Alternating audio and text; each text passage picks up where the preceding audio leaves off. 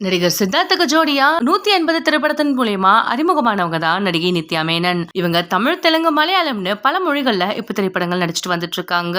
இந்த நிலையில ரீசெண்டா இவங்க ஒரு இன்டர்வியூல சொன்ன விஷயம் இப்போ பயங்கர வைரலா ஆகிட்டு வந்துட்டு இருக்கு. சினிமா துறையில இருக்க பெண்கள் என்னெல்லாம் கஷ்டப்படுறாங்கன்னு பேசும்பொழுது நித்யா மேனன் ஒரு விஷயத்த ஷேர் பண்ணியிருந்தாங்க.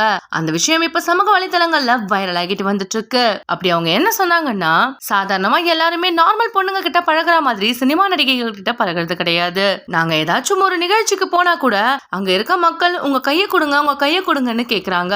அந்த மாதிரி நீங்க சாதாரண பெண்கள் கிட்ட போயிட்டு கையை கொடுங்கன்னு கேட்க முடியுமா? நடிகைகள்னாலே ஈஸியா தொட்டுடலாம்னு ஒரு மனநிலை எல்லார்கிட்டயுமே இருக்கத்தான் செய்யுது. அப்படி ஈஸியா தொடுறதுக்கு சினிமா நடிகைகள் ஒன்னும் பொம்மை கிடையாதுன்னு நித்யா மேனன் சொல்லிருக்கா. இந்த விஷயம் இப்ப சமூக வலைதளங்கள்ல வைரல் ஆகிட்டு வந்துட்டு இருக்கு. நடிகர் தினேஷ் ஹரிஷ் கல்யாண் நடிப்புல தமிழரசன் பச்சைமுத்து இயக்கத்துல வெளிவந்த திரைப்படம் தான் லப்பர் பந்து.